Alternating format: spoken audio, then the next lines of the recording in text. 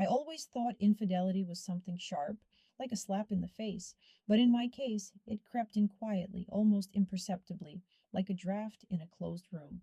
I can't pinpoint the exact day I first felt that something had shifted between me and Emily. One day, I just realized we were speaking to each other differently, not worse, not better, just different. Emily was always someone who could keep secrets. I used to love that calmness in her, her ability not to spill her feelings over every little thing. But in recent months, I started noticing odd details. She stayed late at work more often, sometimes forgot to mention important things. And once, when I asked who she was texting, she lied to my face for the first time in years. I didn't make a scene. I just started watching. Sometimes I thought I was imagining things. That jealousy was just a shadow of exhaustion that had settled over our relationship. But one day I saw her smile at a message on her phone. It wasn't the smile she gave me. That's when I knew something was happening. I didn't know what to do.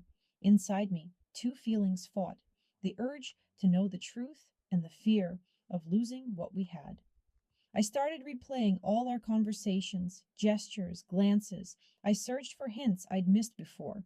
Sometimes I felt like I was losing my mind, catching myself eavesdropping on her calls, checking her bag, looking for evidence where there might be none. At some point, I realized I couldn't keep living in this suspended state. I asked her directly, "Is there someone else?" She looked at me for a long time, too long, and said, "No." But there was no surprise, no hurt, not even irritation in her voice, only fatigue. That night, I couldn't sleep. I kept thinking that maybe infidelity isn't always about another person. Sometimes it's about the fact that you yourself have stopped being who you once were.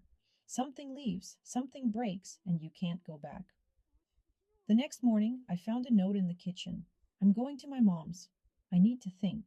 I didn't call her. I just sat at the table staring at her coffee cup, the one she'd left half finished. I sat in the kitchen until evening, unable to eat or move. The house was too quiet, and the silence felt foreign, as if I'd ended up in someone else's life, not my own. I tried to remember when things started to fall apart, but only fragments surfaced: her distant gaze, short answers, rare touches. I used to blame it all on stress, on work, on daily life, on anything but us. The next day, I went to work as usual. New York greeted me with its familiar noise, but I felt cut off from the city, like I was watching it through glass. My coworkers chatted and laughed, but I realized I wasn't hearing a word. Only one thought kept circling in my mind: where is Emily now? Is she thinking about me, or has she already made the decision I'm so afraid of? That evening, I came home and saw her things were still there. I opened the closet, ran my hand over her dresses, breathed in the familiar scent of her perfume. In that moment, I realized I wasn't angry at her. I was angry at myself for not noticing how we'd grown apart, for not holding on to what mattered most to me. 2 days later, she came back.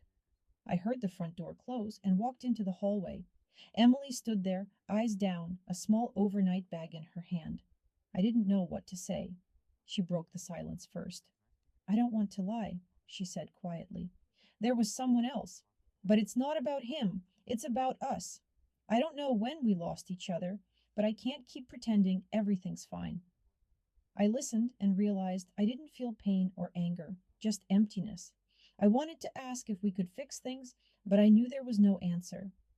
We sat in the kitchen for a long time, mostly silent, sometimes exchanging a few words.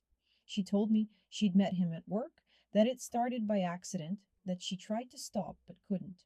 I didn't ask for details. They wouldn't change anything. When she left, I was alone in the apartment, surrounded by reminders of her. I didn't know what to do next. Inside me, regret and relief fought. Regret for what we'd lost, and relief that I didn't have to pretend anymore. Weeks passed. I started getting used to the loneliness, the silence, the fact that no one was waiting for me at home. Sometimes I caught myself missing not Emily, but the person I was when I was with her. I don't know if I'll ever be able to trust again, but at least now I understand. Infidelity isn't always about someone else. Sometimes it's about the moment you stop being yourself.